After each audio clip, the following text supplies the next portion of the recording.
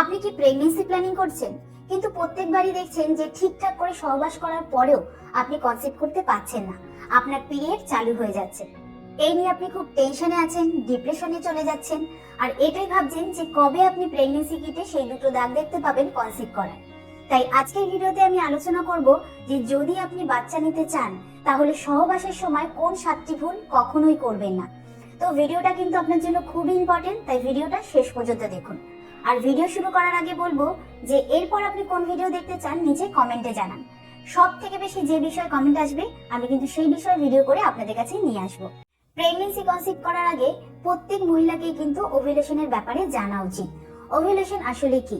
Ovulation হচ্ছে মহিলাদের period সাইকেলের সেই সময় যে সময় ডিম্বাণু তৈরি হয় এবং ফ্যালিপিয়ান টিউবে গিয়ে সেটা শুক্রাণুর জন্য ওয়েট করে।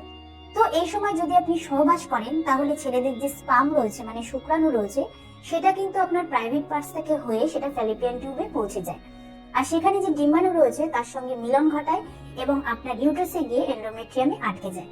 কিন্তু অনেকেরই ভুল ধারণা যে মাসের যে কোনো দিনে সহবাস করলেই নাকি প্রেগনেন্ট হওয়া যায়। এরকম কিন্তু একদমই নয়। ওভুলেশনের একটা নির্দিষ্ট সময় হয়, তো সেই সময় যদি আপনি সহবাস করেন তাহলেই কিন্তু আপনি প্রেগনেন্ট হওয়ার চান্স থাকে। তো এই ওভুলেশনের সময়কেই আমরা ডাক্তারি ভাষায় বলে থাকি ফার্টিলিটি পিরিয়ড। তো কনসিভ করার জন্য আপনি পুরো মাস ধরে নানা রকম মেডিসিন খাচ্ছেন, এক্সারসাইজ করছেন, হোম রেমেডিস ব্যবহার করছেন, এমনকি আপনি আপনার ওভুলেশনের দিনগুলোও খুব নজরে রাখছেন, আর সেই সময় গিয়ে আপনি সহবাস করছেন। কিন্তু এত কিছু করার পরও আপনি কনসিভ করতে পারছেন না। এর কারণ হচ্ছে আপনি সহবাসের সময় এমন কিছু ভুল করে ফেলছেন যার জন্য আপনি প্রেগনেন্ট হতে পারছেন না।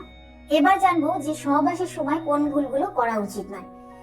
যখন আপনি আপনার পার্টনার সঙ্গে বাচ্চা নেওয়ার জন্য সহবাস করবেন তখন কিন্তু সহবাস হয়ে গেলে সঙ্গে সঙ্গে উঠে বসবেন না। যদি আপনি সঙ্গে সঙ্গে উঠে বসেন তাহলে ছেলেদের যে বীর্য রয়েছে সেটা কিন্তু আপনার প্রাইভেট পার্টস থেকে বেরিয়ে আসার সম্ভাবনা থাকে। তাই যখন আপনার সহবাস হয়ে যাবে তখন কিন্তু 10 মিনিট শুয়ে থাকবেন।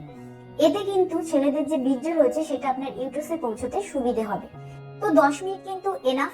এরপরে আপনি যেদিকে ইচ্ছা হয়ে শুতে পারেন বা উঠে বসতে পারেন। 2 নম্বর ভুল হচ্ছে সহবাসের সময় আপনি আপনার ভ্যাজাইনাতে কখনোই থুতু বা লুব্রিকেন্ট ব্যবহার করবেন না। কারণ যদি আপনি থুতু বা লুব্রিকেন্ট ব্যবহার করেন তাহলে কিন্তু ছেলেদের যে স্পার্ম রয়েছে সেটা আপনার ইউটারাসে পৌঁছতে বাধা সৃষ্টি করবে। আর এই থুতু বা লুব্রিকেন্টের ঘনত্বের মধ্যে কিন্তু স্পার্ম ঠিকঠাক ভাবে মুভমেন্ট করতে পারে না। তাই এই ভুলটা একদমই করবেন না। অনেক সময় কি হয়, মহিলাদের ভ্যাজাইনা ড্রাইনেস হয়ে যাওয়ার কারণে কিন্তু সহবাসের সময় ব্যথা করে। তো যদি আপনার এরকম সমস্যা হয় তাহলে কিন্তু আপনি নারকোল তেল ইউজ করতে পারেন।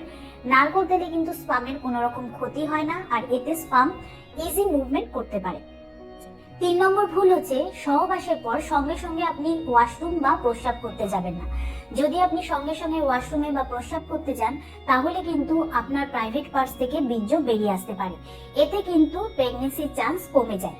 তাই আপনি সহবাসের পর 10 থেকে 15 মিনিট বাদে কিন্তু আপনি ওয়াশরুমে যেতে পারেন বা আপনি আপনার নর্মাল কাজকর্ম করতে পারেন। আর 4 নম্বর ভুল হচ্ছে প্রেগন্যান্সির জন্য যখন আপনি সহবাস করবেন তখন এরকম কোনো পোজে করবেন না যাতে বীর্য আপনার প্রাইভেট পার্টসে যেতে অসুবিধা হয়। প্রেগন্যান্সির জন্য নির্দিষ্ট পোজ রয়েছে, আপনি কিন্তু সেই পোজেই করতে পারেন, যেরকম হচ্ছে মিশনারি পোজ। তো এটা করার জন্য কিন্তু প্রথমে আপনাকে শুতে হবে, তারপরে আপনার উপর আপনার পার্টনারকে শুয়ে করতে হবে। এই পোজটা কিন্তু প্রেগন্যান্সির জন্য খুবই লাভদায়ক। এতে কিন্তু বীর্য আপনার প্রাইভেট পার্টসের খুব গভীরে যায়। তো প্রেগন্যান্সির জন্য কিন্তু প্রতিদিনই আপনাকে করতে হবে, কিন্তু যদি আপনার প্রতিদিন করতে না ভালো লাগে তাহলে কিন্তু একদিন বাদে বাদে গিয়ে আপনি করতে পারেন। এছাড়া 5 নম্বর ভুল হচ্ছে কখনোই সহবাস করার সঙ্গে সঙ্গে আপনার ভ্যাজাইনা জল দিয়ে ধোবেন না। এটা করা কিন্তু একদমই উচিত নয়, কারণ এরকম করলে কিন্তু স্পামের ক্ষতি হয়। তাই করার পর 8 ঘন্টা বাদে গিয়ে আপনি আপনার ভ্যাজাইনা জল দিয়ে ধুতে পারেন।